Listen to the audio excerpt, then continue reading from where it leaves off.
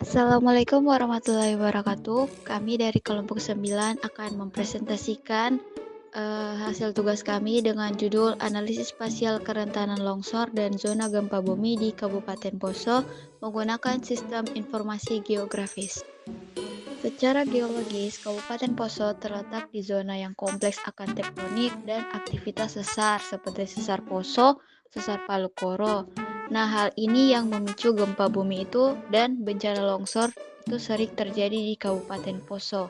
Contohnya seperti di Desa Mapane tahun 2019 itu mengakibatkan korban jiwa dan kerusakan infrastruktur, serta gempa bumi yang berkekuatan 6,5 pada tahun 2021 itu memicu kepanikan masyarakat. Adapun rumusan masalah pada topik ini, yang pertama, bagaimana karakteristik kerentanan longsor dan gempa bumi di Kabupaten Poso. Yang kedua, yaitu faktor-faktor apa saja yang dominan memicu kedua bencana tersebut. Dan ketiga itu merupakan upaya mitigasi seperti apa yang efektif untuk diterapkan. Bencana yang sering terjadi di Kabupaten Poso yaitu yang pertama ada gempa bumi. Gempa bumi merupakan getaran atau guncangan di permukaan bumi yang disebabkan oleh tumbukan antara lempeng bumi, patahan aktif, aktivitas gunung api, atau runtuhan batuan. Kemudian yang kedua ada tanah longsor. Tanah longsor merupakan kejadian yang diakibatkan oleh lebih besarnya gaya pendorong yaitu sudut lereng, air, beban, serta berat jenis tanah atau batuan dibandingkan gaya penahan dari batuan dan kepadatan tanah. Peta gempa bumi memiliki beberapa parameter. Yang pertama yaitu peta sesar aktif. Dalam pembuatan peta sesar aktif menggunakan beberapa data. Yang pertama yaitu SHP struktur dan SHP batas kabupaten kota. Dari peta sesar aktif ini diketahui bahwa di Kabupaten Poso itu terdapat sesar Poso dan sesar Palu Koro yang aktif, memiliki karakteristik sesar yang didominasi oleh sesar geser dengan komponen vertikal yang sering menghasilkan gempa bumi.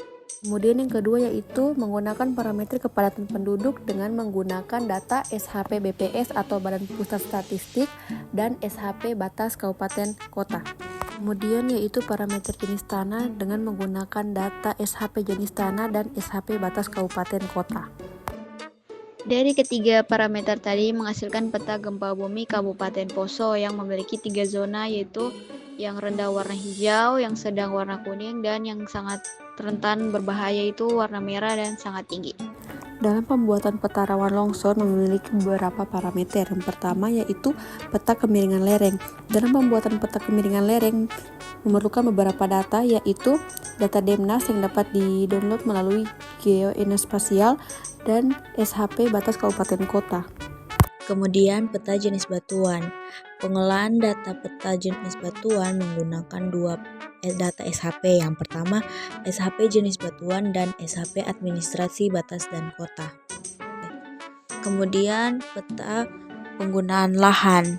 Pada pembuatan peta penggunaan lahan menggunakan beberapa data SHP seperti SHP administrasi batas kabupaten kota, kemudian ada SHP batas kecamatan, SHP alang-alang, SHP semak berlukar, SHP kebun, SHP ladang, SHP sawah, SHP pemukiman, SHP sungai, dan SHP danau.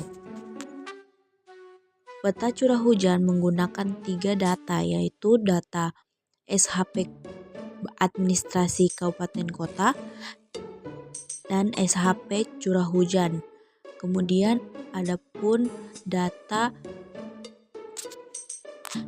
curah hujan yang diambil dari website BMKG.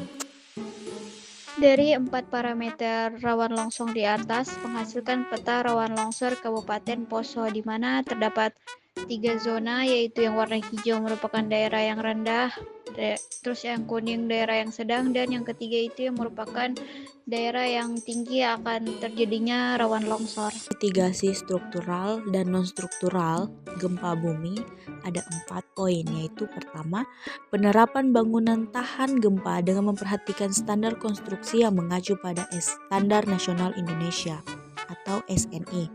Poin kedua, menggunakan material yang fleksibel namun kuat serta memperhatikan kondisi tanah setempat.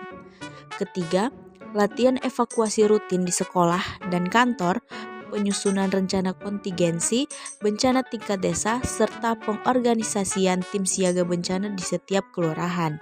Keempat, masyarakat juga diedukasi tentang tindakan pengamanan saat terjadi gempa.